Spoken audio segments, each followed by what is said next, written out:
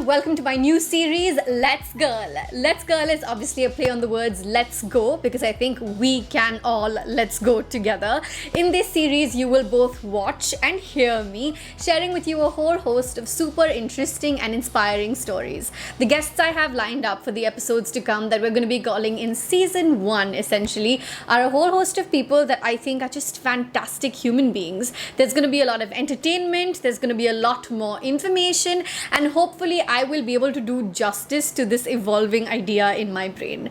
With that, let me tell you who the first guest for today is. So our first guest is someone we're going to be discussing a whole lot of sex with today. Leeza Mangaldas is a sex positive influencer. She has a really cool Instagram handle that I've been following for a while now, and there are very few posts I may not have shared with my group of girls. Apart from that, she's also very active on YouTube and she aims at normalizing talking about sex, which I think is really fantastic. If you've seen my Instagram stories trying to shed light on topics like sex and menstruation, normalizing them, I promise you it is only a fraction of what she's doing. She's my inspiration in that space, and I'm just really happy to have her here with me. Apart from that, Leeza has also been honored by GQ India by being on their 25 most young influential Indians list.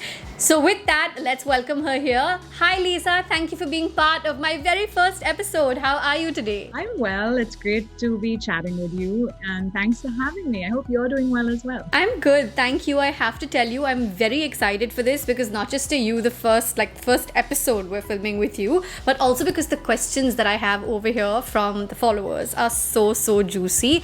I can't wait to ask you about this. Super, I can't wait to hear what's in store. But before I go into these questions, I want to know what made you get into this space of creating sex positive content? What made you feel like this is something you want to put out there on the internet? I love that you do, but I also want to know where this came from. So as a young person myself, navigating my own sexuality and relationships and trying to access sexual health resources, I just found there to be such a lack of opportunities to talk about it without shame, or to talk about anything openly, to even access stuff like even finding a gynecologist that is going to respond to you in a judgment-free way as an unmarried woman. Like even in a city with all the privilege I have, I found it really not easy. And so I started on YouTube in 2017 thinking that, why not try and create a space where it's normal to talk about all of this stuff, where we can ask the questions. I'm not an expert. I don't claim to have all the answers. I'm not a doctor. I'm not giving you solutions to problems, but I feel like at least like one step towards even being able to consult a doctor or being able to find what you need is to first be able to acknowledge and talk about this stuff, and so that's really what motivated me to begin doing this. I love that you included that despite we live in a city like Mumbai, despite the privileges that we have, I found it so funny when a friend of mine had a baby at some point last year, and she said to me that her gynecologist would repeatedly ask her about when they were trying to timeline the time they conceived the child, about when they had relations, because apparently gynecologists don't like to straight up ask you when did you have sex. They don't like to use the word sex. That's ridiculous. She's a gynecologist. She should be comfortable asking you and using the word sex of all people in the world. Yeah, I mean, it's the thing is, at the end of the day, whether it's a doctor, scientist, policymaker, whoever it is, they're also just people, right? And they're products of the same society. And while, of course, I think there's an added responsibility to try and leave your biases at the door when you're, a doctor or whatever, I also do recognize that it isn't an isolated, it's not like this particular gynecologist is crazy. It's like the whole society is gearing people to think in these ways. And so the change has to be, we can't keep passing the buck. I feel like parents think teachers should teach sex education. I think my doctor should do it. Everyone thinks someone else should, whereas really like we all have to change, all of us, every single person in the ecosystem, right? Because it's not about one person changing and talking. It's not only the experts and the doctors and the teachers who should make those changes, right? Everyone in their own home, in their own mind, I feel like also needs to make those changes. Otherwise, they'll never be systemic. I love that you talk about this topic, and sadly it's considered taboo. Hopefully, we will be able to normalize it a little bit more with this conversation. The questions I received from everyone really made me think that this is a topic that's not even as well discussed as even in closed social circles, for that matter. I've realized that people didn't know how to ask these questions. One of the questions, actually, in particular, made me realize how little people know about their own bodies. We should probably start with that one in particular, because it's a question that goes like, how do you know if you've had an orgasm or not? And that one really threw my head into a spin. How does one explain this to someone else? Because in my head, if you've had it, you'd know you had it. I don't know. How would you respond to her? This is going to be a long answer. Aanam, I feel bad. I'm going to be talking so much because these aren't simple questions. So first of all, I feel like I want to take the pressure out of the situation for this person. Like, there's no pressure to have an orgasm, or sex isn't better or only legitimate if there are orgasms at the end or whatever. I feel like as long as an activity is pleasurable for both parties, whether or not it results in orgasm is not, it doesn't have to be goal oriented. Like, I think it's important to recognize that sex is an experience, not a performance. It's something that should be enjoyable for you, and whether or not it ends in orgasm, it is sort of one aspect of it, but is not the only thing. So I think for a lot of people with vulvas, orgasm via penetration is less common than we'd believe, or we are made to believe, because you see people in porn orgasming from penetration as if they're having the time of their lives, or in movies it seems like in 30 seconds or 10 seconds, or I don't know, suddenly, and both parties orgasm at exactly the same time. Like, it's easy to come into sex as a young person thinking simultaneous orgasms are just the norm, when actually that's not the case, right? And so often we fake orgasm as well, because we think that it'll hurt our partner, especially in straight relationships. I feel like women, heterosexual women, end up thinking that it's easier to pretend so he doesn't feel bad, or because it's just not going to happen and you just want it to end, or for various reasons, right? So I can empathize with the fact that many people might wonder what an orgasm is or whether they've had one, because so much of what we're taught about how orgasms should occur isn't very helpful, I think something like 70% of people with vulvas don't orgasm from penetration alone. Clitoral stimulation is also required.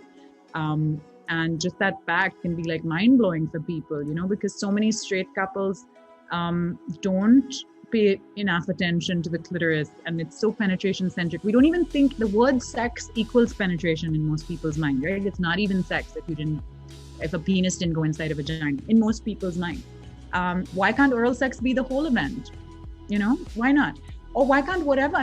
The penetration-centric view of sex also delegitimizes queer sexual experiences. Like, there could be a sexual experience where no penis is involved. It's still a sexual experience that is just as valid as any other, right? As straight girls, we're taught a lot of things about how pleasure and sex is going to be that doesn't really put our pleasure at the center, and we also learn all this stuff about how, like, women's orgasms are complicated and they are tricky and mysterious, and like, maybe it'll happen, maybe it won't happen. It's too much to ask, because we think that the only way we can get them is via penetration. So yes, it's tricky during penetration, but they're not objectively tricky. You masturbate or use a vibrator and you realize that perhaps you orgasm pretty quickly and without much trouble at all, and some people, anorgasmia is also a thing. Some people cannot orgasm, and that's also not the end of the world. I feel like it's worth understanding your pleasure and exploring it, but not getting caught up too much also in whether you're able to do X, Y, or Z thing or not. Like, it isn't a contest or a competition, or, and it can take time. I feel like learning about your own body can take quite a lot of time. We take long to, if you were to learn how to swim or dance or something, it could take you years to become really excellent at it, right? And we think we're supposed to just be born like being able to have sex like porn stars, as if it's some God-given gift that we just have somehow. Like anything else, I feel like you learn about it. Okay, so somebody from Instagram is asking us your thoughts on masturbation. Now, I know you're pro masturbation, but I want to ask you, is there something particularly you would like to tell the girls out there on if they're trying to masturbate for the first time? I think that obviously, while toys are amazing, I understand they're not accessible. They're not easily accessible. They're expensive. They're not easy to get here. So while I love vibrators and I think they can be quite life altering, I also recognize they're not the most accessible thing. So I mean, again, though, while I think masturbation is quite an empowering tool, particularly for people with vulvas, because we never get to learn about our own anatomy. Most of us have never even seen a diagram of the vulva in any context that was given to us, like in school, or we have to go look for it. And many of us haven't looked for it. Many of us are surprised to learn we don't pee from the same hole that we menstruate from. Like, this is stuff about our anatomy, but we could go our whole lives not learning about it. I feel like it's recent that we've started talking about this stuff, So I think to that extent, like, the journey with getting comfortable with your own body or touching it or looking at it, like, it can be a slow process. And I never want to sound like I'm saying, do this, like, you have to do this. You don't have to masturbate. And maybe you feel yucky doing it, or there's so much internalized shame around the body that it's hard to just jump out of it. Even if you recognize, okay, I feel ashamed. Why does masturbation make me feel icky or ashamed? And it shouldn't, right? It's just my body. But you still feel the shame, So I feel like for starters, even just looking at your vulva and understanding what is what, like sitting down with a hand mirror when you have 30 minutes alone and actually taking a look, because unlike people with penises, people with vulvas don't actually get to see their own genitals, like the way it's located is such that you could literally go your whole life never having seen your own clitoris or urethra or whatever or vagina, if you hadn't sat down with a hand mirror, So I feel like that's a start, like just getting comfortable, looking at yourself and figuring out what is what, so you know all the parts. Only you and your partner can be experts on each other's or your pleasure, your solo pleasure or your pleasure as a couple. Only you are the expert. I can't be the expert on your pleasure because everybody's arousal is a little bit different and unique, and some things that turn you on may not turn me on, and vice versa. So instead of ever giving people like technique, like this is how you have to do it, I just think it's nice to encourage a sense of curiosity instead of judgment, and to encourage people to make their pleasure a priority, to take the shame out of the equation, and sort of at least empower people with facts. Pop culture reference of Friends comes to my mind when you say that. You know that episode where she counts 1, 2, 3, 4, and then she goes 7, 7, 7. 7, 7, 7, 7, 7, 7,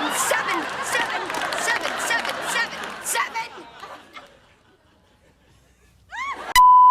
I also would love for you to bust some myths, because one of the most common myths that people have about their sexuality, about their hymens, which is something I promise you, I think I got at least 30 or 35 of just this question. Does your hymen break during exercise? Does it break during swimming? Does it break while horse riding? I literally got so many different versions of this question. So would you like to set the record straight about how hymens break, how it's natural, and how can we all get over this obsession with the hymens and them breaking? Yeah, so actually, the hymen, the word break is like a rather dramatic word to describe what could potentially happen to the hymen, because it's not this wall or like barrier. I feel like the way we think of the hymen, we think of it as if it's some sort of membrane or wall that like fully covers the vaginal opening that's going to break dramatically the first time you have sex, and there'll be blood on the sheets because of that. But actually the hymen is this stretchy tissue, more like a scrunchie, that only partially covers the vaginal opening. Often it is crescent shaped and only partially covering the opening, although different people have different amounts of hymenal tissue. Some people are even born without a hymen. Some people have hymenal tissue even after being sexually active for decades or even after childbirth. Some people have then there's a rare condition which is in fact an imperforate hymen, where the vaginal wall is completely covered, and in those cases you most likely need surgery, because even menstrual blood can't exit. We don't think about these things, right? If there was a wall covering the vaginal opening, how would our period blood come out? Whereas actually it's quite easy to put a tampon in or even insert a finger. The vaginal opening is large enough to accommodate that, right? There's no nothing stealing it. Blocking it. Yeah.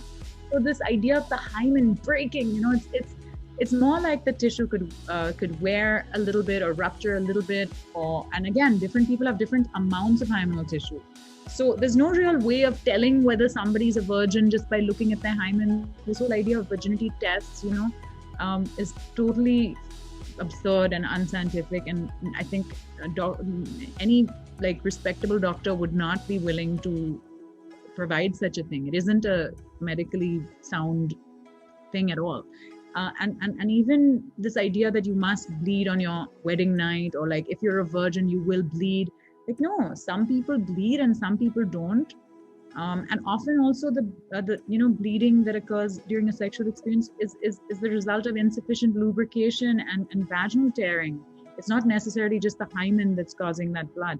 So it's worth acknowledging that this very basic misunderstanding of the anatomy of the hymen results in stuff like women being killed for not bleeding on their wedding night, or being thrown out of the house, or shamed, or whatever it is. And this whole virginity, as you said, the obsession with virginity, it's really damaging, and there's no real scientific basis for it. On a side note, from the questions we've received from everyone, I have to ask you, do you struggle with the way people might have a warped impression of you with how vocal you are? Because I know once I saw one of your posts, or was it a reel, about how people apparently think that you have this ridiculous, amazing, not just ridiculous and amazing, I hope it's ridiculous and amazing, but this really wild sex life just because you have so much information about it and you're willing to share that information. Mainly, do you sometimes worry, or do you not worry at all because you don't care, hopefully, about what these random people on the internet might think about you? Because I think it's brave and it's awesome, but the internet is open to so many kinds of people that like to think so many weird things. So how do you deal with something like that? So I think it's unfortunate that people just use this as an opportunity to slut shame me or something. Oh, she talks about sex, she must be such a slut. Personally, I think the word slut needs to be reclaimed, and why should you judge somebody for sleeping with multiple people, or sleeping with people before marriage, or whatever the word slut is intended to mean? I think that's it's bullshit that is an insult. And I never really even talk about my own sex life. I'm not that interested in telling you about my sex life. I'm interested in empowering people with information to make better choices in their own life. The same information I wish I had as a young person, and had to do a lot of research and find, some of the most wonderful people in your life end up being, if you find a good therapist, a good gynecologist, these are hugely wonderful resources to have access to. And yet it's so hard to find a good one. It's so hard to find, it's wonderful if you can talk to your parents about this stuff. If when you have a problem, you can ask them for guidance, but so many people can't, right? In the absence of those people who are supposed to be giving you context or reassurance or some sort of opportunity to talk about this stuff, where can we go? At least we can start talking about it with each other a little bit online. That was my thought. And I think now, I'm really happy to see now so many doctors and gynecologists are also on social media. That wasn't the case a few years ago, I think that making this information accessible. I was recently invited to give a virtual workshop to school students at JB Pettit about sex and sex ed. So, I was so excited that a school thinks it's okay for me to come talk about this stuff. I feel like 10 years ago, they wouldn't have. I see these as small. I know this is a baby step, but I see these as small sort of steps towards a more progressive and a more sort of sex positive outlook.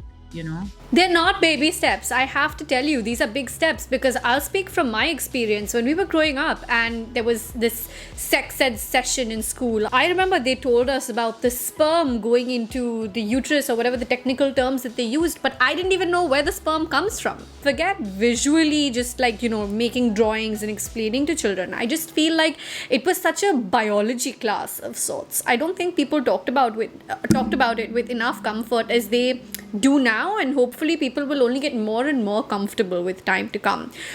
Which is why I was so keen on doing this also, because I realized that the fact that I did a call out for questions, and I had so many questions come in, also a lot of which overlapped with one another, definitely went to show that there were a lot of people that didn't know enough information and clearly wanted that information. So that's awesome. More power to you, Leeza. I'm going to put a little bit of a disclaimer before I ask this next question, because Leeza is not a medical professional, but I'm asking you this because I know, again, you've done content similar to the topic that I'm about to ask you for. Birth control seems to be something that confuses a lot of women out there. Someone asks, does it lead to blood clotting? Somebody else is asking for the pros and cons. And of course, we have a whole host of to-be married women and newlyweds who are saying that we don't know anything about this, and I'm scared to ask my mum to take me to a gynac for this before I get married. So there's this whole situation brewing here where people are lost about birth control. They know about condoms clearly, but they don't know enough about the pill world. I also have to admit, I belong to that world. I've never popped a pill in my life. Maybe it's just a block. But what do you have to say to people who have these, blocks or want to just know more about this? So I think it's really one of the most valuable relationships that one can have as a sexually active adult is with a trusted gynecologist. I mean, overcoming the shame or fear you feel in seeing a medical professional, and really just seeing a medical professional to discuss birth control, because there are many factors such as your own health and history, your own habits, do you smoke or not? I mean, there's many factors to consider when deciding which birth control option is best for you if you want to move on from condoms. Also, it's worth getting tested for STDs, both you and your partner, before making that switch, because only condoms and barrier methods, meaning condoms or internal condoms, dental dam, those are the things that protect against STDs. The birth control pill and IUDs and things like that do not protect against sexually transmitted infections. So it is necessary to get tested before making that switch. And it's also, I mean, you will be asked to do a bunch of different blood tests and things like that to determine whether you are, a good candidate for hormonal birth control, because all these other methods like the birth control pill and hormonal IUDs and stuff, they do impact your hormonal balance, right? And it's, so I think it's super important to see a gynac. I'm so lucky to have a wonderful gynac, and it's made such a difference in my life to know that I can go and get whatever I need to do with my reproductive health from this person who is not going to judge me and who has my health and well-being in mind. I know it's hard to find that. But I think it's worth at least trying to, because you might have to go to a few gynacs before you find a fantastic one who you feel comfortable with. But they're out there. I think it's really, really, really, I want to encourage people to go see a doctor if they're considering moving on to hormonal birth control. No hormonal birth control comes without some side effect. Actually, none of the birth control options don't have a side effect. Like, we don't live in a perfect world, unfortunately, in the realm of birth control. I wish there was a reliable male alternative, for example, because, it does impact it can have various impacts on your menstrual cycle, on your mood, on your weight, on your skin, hair. I mean, and also like just remembering to take that pill every day if you're going for the pill, or getting an IUD inserted. I mean, all of these things come with their own risk benefit kind of trade-off that you should evaluate with a doctor, So I feel like I can't recommend that you should do this or do that, because it's really very individual, and what works best for one person might work differently for another person. Okay, so this next question is a really interesting one, and I'd like to know how you would answer this. She says, my husband has less sex drive. Karta hi nahi hai, main kya karu? We fight a lot and I get irritated. This is a question even I received quite a lot. I think the stereotype is that women don't want sex, that the husband is disgruntled because the wife doesn't want enough sex. That's the stereotype we see a lot, or that we're more sympathetic to somehow, or I don't know. That's like we assume all men have this complaint that their wives aren't giving them any. And I think it's much less talked about that there are also women in relationships where the women are feeling, not satisfied with the amount of sex in their relationship. So I think it's worth acknowledging that no matter the gender, couples can have a difference in libido, or different levels of desire or the need for sex. And also, unfortunately, I think because in our society anything outside of heteronormative relationships were just rendered invisible. I mean, you're not allowed to express those identities, right? So there's so many people who are forced into marriage as well, unfortunately. You know, in our society, marriage is an inevitability rather than a choice, right? For so many people, and particularly even more so for previous generations, there wasn't even, I mean, maybe you were gay or maybe you were lesbian or maybe you're asexual and you're still forced into a marriage with somebody of the opposite sex where the expectation is that you consummate the wedding and have a child and, you know, all of this stuff. And so it's really hard. It's so sad that people weren't able to express themselves sufficiently where they could live their truth. And often then this other person also gets dragged into this thing that they didn't, you know, it complicates everybody's life, but that is how it is. I can't make assumptions based on this particular query, but there's so many different reasons that couples who find themselves married and suddenly unable to sort of satisfy each other sexually, there's such a plethora of reasons that could be contributing to that, right? On the one hand, just the very normal like changes or ebbs and flows in people's libido, and it's very normal for people to want sex at different times or more or less than each other. Like that's something most couples will contend with at some point. But on the other hand, what if you're an asexual person who was forced into marriage? You know, asexuality is a normal thing. Some people just aren't motivated by sexual attraction, and yet it's something that we've rendered invisible in our society, and it's so complicated for a couple to discuss this once they're already married, right? So I think there's also the added pressure of a social construct where men have to be portrayed to be muscular and strong and with high libidos, and girls have to be, you know, I mean, traditionally, not now, have to be like dainty and refuse sex and be like, let me do what I want to do, and, you know, whatever. The whole image that's been built for so many decades, where there's this weird pressure. I feel bad also for the men in the situation, because if you don't want to have sex as often as your partner, one shouldn't be condemned for that. You know what I mean? Like, there needs to be a balance, and if you just happen to be on different levels of need sexually, you're both allowed to have it. I mean, if I was kind of just answering straight up, I would be like, talk to them, have a conversation with them and see what it is. Talk to each other about this. Unfortunately, so often our egos get in the way, or like it becomes a thing of feeling insulted or rejected for either party, you know, to talk about sexual when you're not feeling sexually satisfied in your relationship. It can be a difficult conversation to have, but I think it's one really worth having for sure. And actually, I wish people had these conversations even before getting married, you know. Like often it becomes harder to have the conversation later on because you've never talked about it. Whereas if talking about sex and what you both like and what your sexual needs are like, and, you know, if that was just always a part of the type of conversations you've been having, it becomes so easy to address when an issue crops up, you know. But most people never talk about this stuff.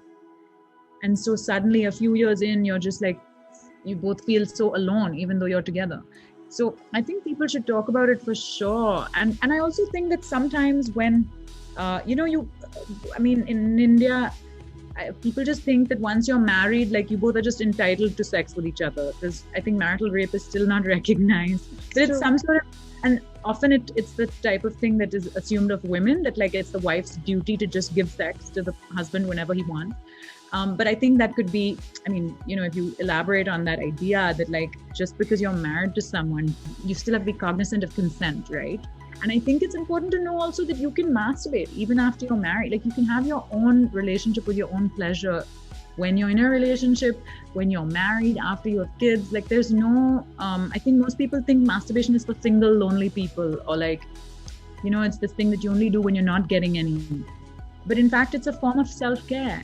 I mean, you know, it's difficult in our society to exit a relationship or to end a marriage. And sometimes, I mean, sex can be an important thing for people. And if you feel dissatisfied, that can be something that makes you think you should, I don't know, it's tricky, but it's worth acknowledging the stuff, worth seeing the things that you can do to help yourself, and evaluating whether it's really working for you or not, and in a compassionate way. Like, figuring this out together. On that note, I definitely want to remind everyone that just the way sex is typically between two people, communication also in that relationship needs to happen between both these people. If you are frustrated or have different wants from your partner, you should feel like you have the place to be able to express what you want differently, what you want more or less often. And like you said, Leeza, I feel like with all of this, I think we'll normalize such conversation. And it's only when you discuss it and have honest conversations about it with the people in your life and with medical professionals as well, I guess, will you kind of, broaden your horizons, so to speak. I think it's also great that therapy is becoming destigmatized in India. I think going to couples therapy can also be really beneficial, I'm not a doctor or a therapist, but I can say I've benefited a lot from going to my gynecologist and my therapist. I really hope that we can destigmatize that whole thing so that people perhaps watch what we're saying and think, okay, I'm going to schedule that appointment tomorrow with my gynac and with my therapist. You know what I mean? The sad thing is it's so stigmatized that people aren't even going to make those appointments. So I feel at least if we have these conversations, I hope people will access the resources that are there. On that note, thank you so much for doing this with me and having this conversation with me. I hope that we've been able to answer at least some of your questions. I know not all, because I got an overwhelming response, but I tried to take the questions that overlapped the most.